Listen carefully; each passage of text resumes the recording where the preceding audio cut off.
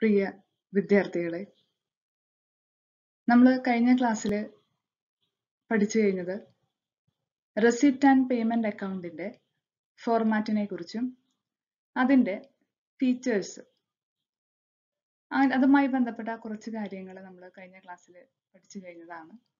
എന്താണ് capital receipt, എന്താണ് capital payment, എന്താണ് റവന്യൂ റെസിപ്റ്റ്, എന്താണ് റവന്യൂ പേയ്മെന്റ്, ഇതും നമ്മൾ കഴിഞ്ഞ ക്ലാസ്സിൽ കണ്ടു കഴിഞ്ഞതാണ്. അടുത്ത ഒരു ഭാഗത്തേക്ക് നമ്മൾ കടക്കുകയാണ്. റെസിപ്റ്റ് ആൻഡ് പേയ്മെന്റ് അക്കൗണ്ടിന്റെ കുറച്ച് സ്റ്റെപ്പുകളും അതുമായി ബന്ധപ്പെട്ട പ്രോബ്ലംസ് ആണ് നമ്മളിവിടെ ഇന്ന് ഡിസ്കസ് ചെയ്യാനായിട്ട് പോകുന്നത്.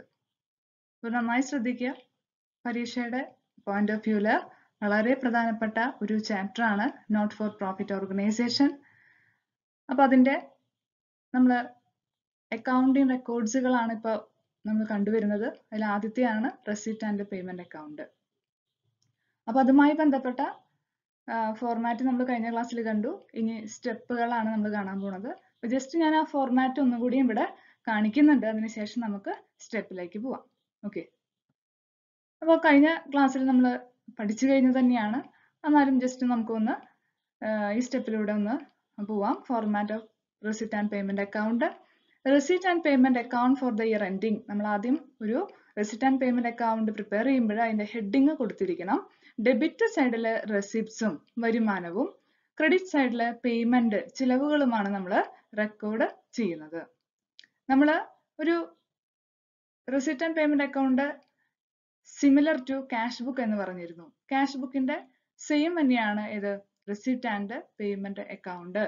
അത് ഓപ്പൺ ചെയ്യുന്നത് ക്യാഷ് ബാലൻസ്, അതായത് opening cash balance cash in hand, cash at ബാങ്കുമായിട്ടും, എൻഡ് ചെയ്യുന്നതും എന്താണ് ക്യാഷ് ഇൻ ഹാൻഡും ക്യാഷ് അറ്റ് ബാങ്ക് ആയിട്ടാണ്. ഓവർ ഡ്രാഫ്റ്റും വരാം. അപ്പൊ ഇത്രയും കാര്യങ്ങളാണ് നമ്മൾ ശ്രദ്ധിക്കേണ്ട കാര്യം. ഇത്രയേ ഉള്ളൂ. റെസിപ്റ്റുകൾ, നമുക്ക് വരുന്ന എല്ലാ തരത്തിലുള്ള വരുമാനങ്ങളും ഇവിടെ നമ്മൾ എഴുതി ചേർക്കണം. ഇവിടെ വരുന്നത് നമുക്ക് വരുന്ന ആ ഇൻസ്റ്റിറ്റ്യൂഷന് വരുന്ന ചിലവുകളാണ് നമ്മളിവിടെ എഴുതി ചേർക്കേണ്ടത്. നമ്മൾ ഓരോ ഐറ്റംസ് ആയിട്ട് കഴിഞ്ഞ ക്ലാസ്സിൽ പറഞ്ഞു പോയിരുന്നു. Subscriptions, general donation, sale of news paper, sale of old sports material, interest on fixed deposit, interest or dividend on general investment, locker rent, sale of scrap, proceed from charity, then grant in aid, legacy, specific donation, sale of investment, sale of fixed asset. നമ്മൾ കഴിഞ്ഞ ക്ലാസ്സിൽ കഴിഞ്ഞതാണ്. Balance draw down ഇവിടെ വരുന്നത് credit balance വരുമ്പോൾ, ക്യാഷിന് credit balance വരുമ്പോഴാണ് bank over draft വരുന്നത്. എല്ലാ സെറ്റിനും ഡെബിറ്റ് ബാലൻസ് ആണ് നമുക്കറിയാം. അതുകൊണ്ട് നമ്മൾ ഓപ്പണിംഗ് ബാലൻസ് ക്യാഷിന്റെ ഡെബിറ്റിലാണ് നമ്മൾ സ്റ്റാർട്ട് ചെയ്യുക. ഇൻ കേസ് ക്രെഡിറ്റ് ബാലൻസ് വന്നു കഴിഞ്ഞാൽ നമ്മൾ ഓവർ ഡ്രാഫ്റ്റ് ആണ് എഴുതേണ്ടത്. അതുകൊണ്ടാണ് ഇവിടെ ഓവർ ഡ്രാഫ്റ്റ് കാണിച്ചിരിക്കുന്നത്. ദെൻ പിന്നെ വരുന്ന എല്ലാ തരത്തിലുള്ള എക്സ്പെൻസസും ഒരു ഇൻസ്റ്റിറ്റ്യൂഷന് വരുന്ന എക്സ്പെൻസസ്, വേജസ് ആവാം, സാലറി ആവാം, റെന്റ് ആവാം, റെന്റ് ആൻഡ് ടാക്സ് ആവാം, then rate and tax ആവാം, insurance, printing and stationery, postage and courier, advertisement, sundry expenses, telephone charges, entertainment expenses, audit fees, honorarium, repair and renewals, upkeep of ground, conveyance charge, then newspaper and periodicals, purchase of fixed asset, purchase of investment, then closing balance. ഇത്രയും കാര്യങ്ങൾ നിങ്ങളുടെ മനസ്സിലുണ്ടാവണം. നമുക്കൊരു problem ചെയ്യണമെങ്കിൽ ഏതൊക്കെയാണ് receipt, ഏതൊക്കെയാണ് payment എന്ന് നമുക്ക് കൃത്യമായി അറിഞ്ഞിരിക്കണം. അടുത്തത് നമുക്ക് steps in the preparation of receipt and payment account. എന്തെല്ലാം സ്റ്റെപ്പുകളാണ് ഒരു receipt and payment account prepare ചെയ്യുമ്പോൾ നമ്മൾ ശ്രദ്ധിക്കേണ്ടത്? First one, take the opening balance of cash in hand and at bank, cash at bank, and enter the same in the debit side. നമ്മളുടെ ഫോർമാറ്റിൽ ഒന്ന് ഓർത്ത് നോക്കിയാൽ നിങ്ങൾക്ക് മനസ്സിലാവും. ഡെബിറ്റ് സൈഡിൽ opening balance cash in hand, cash at bank വെച്ചിട്ടാണ് നമ്മൾ സ്റ്റാർട്ട് ചെയ്യുന്നത്. In case there is a bank overdraft at the beginning, it should be entered in the credit side. In case bank overdraftന് എപ്പോഴും credit balance ആണ് ഉണ്ടാവുക.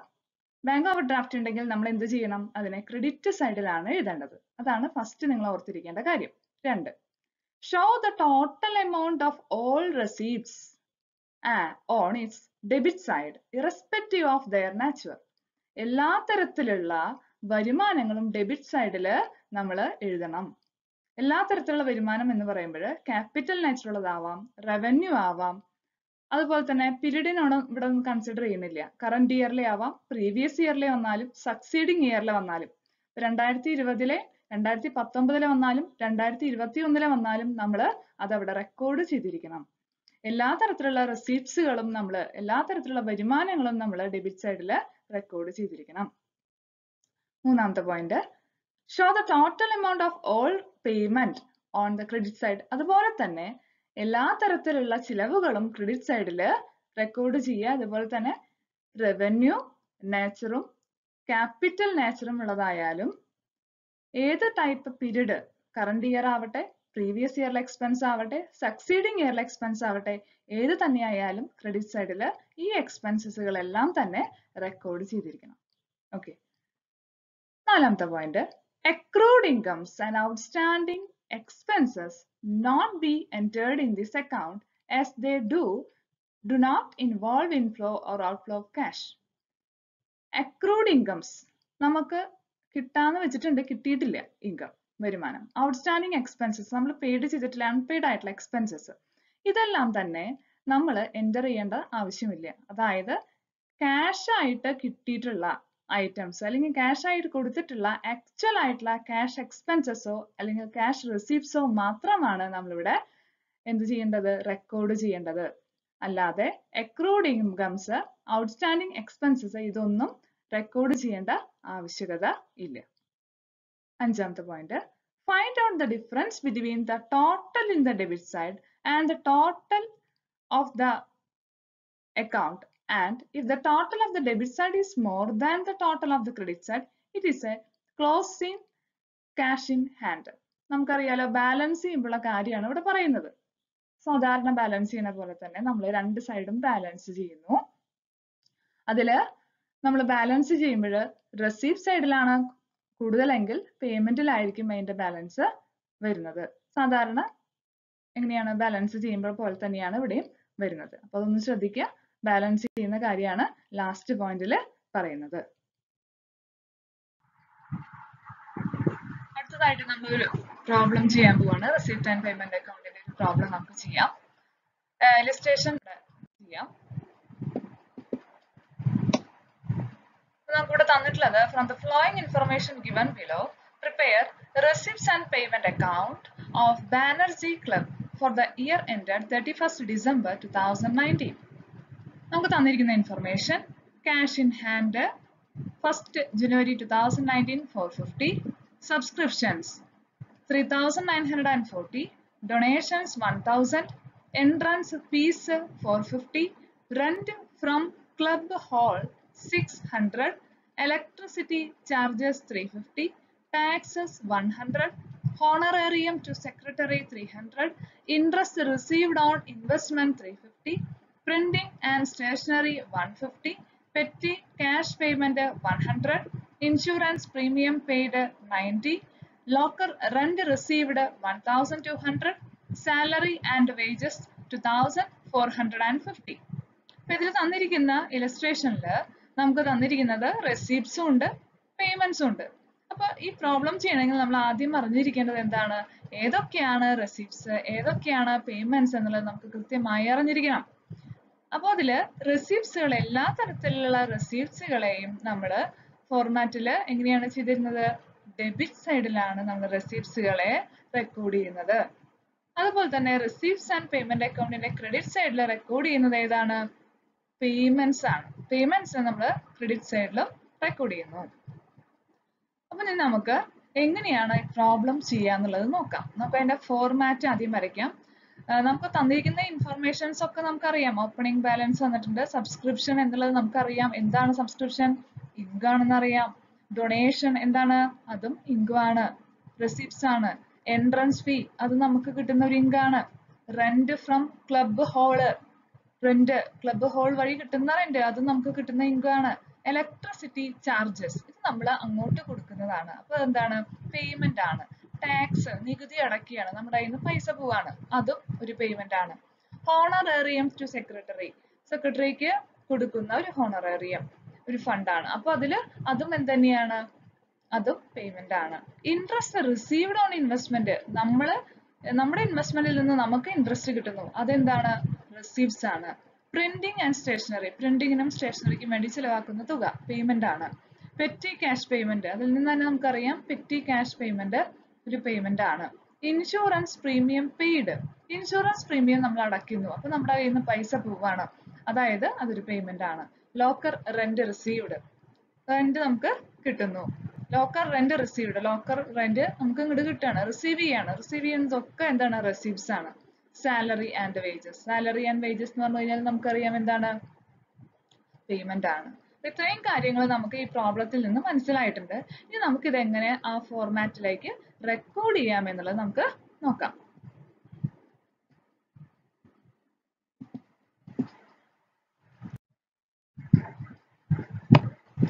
ആദ്യം receipts and payment for the year ended 31st December 2019. നമുക്ക് തന്നിരിക്കുന്നത് receipts and, നമ്മൾ ആദ്യം heading കൊടുക്കണം, receipts and payment account for the year ended 31st December 2019. നോക്കുക, ആദ്യം നമ്മൾ എന്ത് ചെയ്യുന്നു? റെസിപ്റ്റ്സുകളാണ് നമ്മൾ ആദ്യം എന്ത് ചെയ്യുന്നത്? റെസിപ്റ്റ്സുകൾ നമ്മൾ ഡെബിറ്റ് സൈഡിലും പേയ്മെന്റ്സ് നമ്മൾ ക്രെഡിറ്റ് സൈഡിലാണ് റെക്കോർഡ് ചെയ്യുന്നത്. അപ്പോൾ ഓപ്പണിംഗ് ബാലൻസ് ആയിട്ട് നമുക്ക് തന്നിരിക്കുന്ന ഓപ്പണിംഗ് ബാലൻസ് 450, അതാണ് ആദ്യം എടുത്ത് ഡെബിറ്റ് സൈഡിൽ എഴുതേണ്ടത്. നമുക്ക് തന്നിരിക്കുന്ന റെസിപ്റ്റ്സ് ഏതൊക്കെയാണോ തന്നിരിക്കുന്ന എല്ലാ റെസിപ്റ്റ്സുകളും നമ്മൾ റെസിപ്റ്റ് സൈഡിൽ എഴുതാം. Subscriptions, donation, entrance fee, rent from club hall, interest received on investment, locker rent received, ഇതൊക്കെ എന്താണ്? ഇതെല്ലാം തന്നെ റെസിപ്റ്റ്സ് ആണ്, ഇൻകം ആണ്, വരുമാനമാണ്. അതൊക്കെ നമ്മൾ ഡെബിറ്റ് സൈഡിൽ എഴുതുന്നു. ദെൻ പേയ്മെന്റ്, നമ്മൾ കൊടുക്കുന്ന, നമുക്ക് വരുന്ന അല്ലെങ്കിൽ നമുക്ക് ആ ഇൻസ്റ്റിറ്റ്യൂഷന് ഉണ്ടാകുന്ന ചെലവുകളാണ്.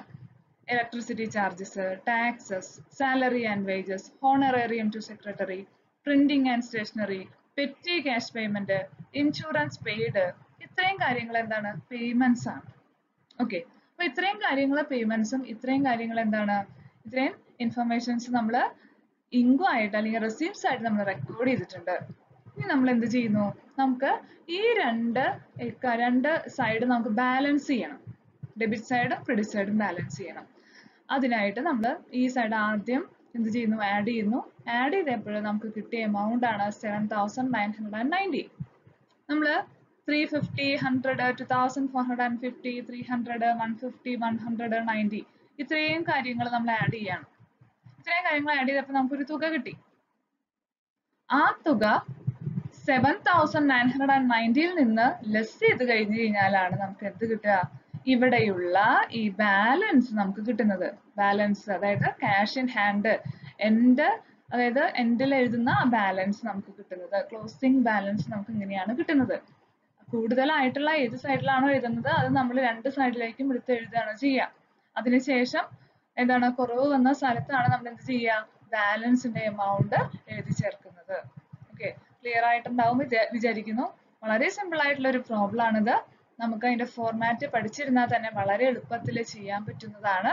അപ്പൊ എല്ലാവരും നന്നായി ഫോർമാറ്റ് പഠിക്കുക. അതിനുശേഷം എന്ത് ചെയ്യുക? പ്രോബ്ലം വർക്ക്ഔട്ട് ചെയ്ത് നോക്കുക. നിങ്ങൾ വെറുതെ ഇതിൽ കണ്ടാൽ മാത്രം പോരാ, അത് നോട്ട്ബുക്കിൽ എഴുതിയെടുത്ത് വർക്ക്ഔട്ട് ചെയ്യുക. ഒരു പ്രാവശ്യം പോരാ, 1 or 2 പ്രാവശ്യം, അതിലും കൂടുതൽ പ്രാവശ്യം ചെയ്ത് പഠിക്കുക. നന്നായി ചെയ്ത് പഠിച്ചാലാണ് പ്രോബ്ലം നമുക്ക് നന്നായിട്ട് മനസ്സിലാവുള്ളൂ. ദെൻ ഇനി ഞാൻ കുറച്ച് രണ്ട് പ്രോബ്ലംസ് കൂടി ഞാൻ വർക്ക്ഔട്ട് ചെയ്യാനായിട്ട് നിങ്ങൾക്ക് തരുന്നുണ്ട്. ആ 2 പ്രോബ്ലം കൂടി നിങ്ങൾ എന്ത് ചെയ്യുക? നോട്ട്ബുക്കിൽ എഴുതി അത് വർക്ക്ഔട്ട് ചെയ്യാം. ഓക്കെ, നമുക്ക് ആ പ്രോബ്ലം ഏതൊക്കെയാണെന്നുള്ളത് നോക്കാം. Next, question number 2 ആണ്. The Yuvadhara and Sports Club furnishes the following information before you, seeking your help for the preparation of receipts and payments account. Help them to prepare receipts and payment account as a commerce student. നമുക്ക് യുവതാര sports ക്ലബിന്റെ ഒരു informations ആണ് തന്നിരിക്കുന്നത്. അത് ഉപയോഗിച്ച് നമുക്ക് receipts and payment account തയ്യാറാക്കണം. അപ്പൊ നമുക്ക് എന്തെല്ലാം ഇൻഫർമേഷൻസ് തന്നിട്ടുണ്ട്? സബ്സ്ക്രിപ്ഷൻസ് തന്നിട്ടുണ്ട്, donation, entrance fee, salary and wages, taxes, locker rent received, cash in hand opening, electricity charges, telephone charges, honorarium to secretary, sale of old newspaper, insurance premium. ഇത്രയും കാര്യങ്ങൾ നമുക്ക് തന്നിട്ടുണ്ട്. ഇതിൽ നിന്ന് നമുക്ക് എന്ത് പ്രിപ്പയർ ചെയ്യണം? Receipts and payment account prepare ചെയ്യണം. വളരെ സിമ്പിൾ ആയിട്ടുള്ള പ്രോബ്ലം ആണ്. അതിന്റെ ഫോർമാറ്റ് ആദ്യം പഠിക്കുക, അതിനുശേഷം മുമ്പ് ചെയ്ത പ്രോബ്ലംസ് ഒന്ന് ചെയ്ത് നോക്കുക, ദെൻ ഈ പ്രോബ്ലം ഒന്ന് വർക്ക്ഔട്ട് ചെയ്യുക. ഓക്കെ, നെക്സ്റ്റ് ഒരു ഹോംവർക്കിലേക്ക് നമ്മൾ പോവാണ്. നെക്സ്റ്റ് പ്രോബ്ലം വർക്ക്ഔട്ട് ചെയ്യാനുള്ളത് ക്വസ്റ്റ്യൻ നമ്പർ 3 ആണ്. From the following information of Jubilee Arts Club given below, prepare the receipts and payment account for the year ended 31st December 2012 and balance it. Opening balance 2012 will opening balance 3,500, entrance fees 6,000, general expenses 2,800, legacy 3,500, donation specific 5,000, salary 4,000, furniture 14,000, rent received 2,000, sports expense 5,500, subscription fee 12,000. ഇത്രയും കാര്യങ്ങൾ നമുക്ക് subscriptions നമുക്ക് ഇത്രയും കാര്യങ്ങളാണ് നമുക്ക് ഇവിടെ തന്നിരിക്കുന്നത്. ഇതിൽ നിന്ന് നമുക്ക് എന്ത് പ്രിപ്പയർ ചെയ്യണം? ഇതിൽ നിന്ന് റെസിപ്റ്റ്സ് ആൻഡ് പേയ്മെന്റ് അക്കൗണ്ട് നമ്മൾ പ്രിപ്പയർ ചെയ്യണം. നമ്മൾ പഠിച്ച പ്രോബ്ലംസിന്റെ അതേ ഫോർമാറ്റ് തന്നെയാണ് ഇവിടെയും വരിക. നിങ്ങൾ നന്നായി വർക്ക്ഔട്ട് ഇത് ചെയ്ത് നോക്കുക. അപ്പോൾ എല്ലാവർക്കും പ്രോബ്ലം മനസ്സിലായിട്ടുണ്ടാവുമെന്ന് വിചാരിക്കുന്നു. എന്തെങ്കിലും ഡൗട്ടുകൾ ഉണ്ടെങ്കിൽ നിങ്ങൾ എന്ത് ചെയ്യുക? ഗ്രൂപ്പിൽ കമ്മ്യൂണിക്കേറ്റ് ചെയ്യുക, അല്ലെങ്കിൽ ഗ്രൂപ്പിൽ ചോദിക്കാം.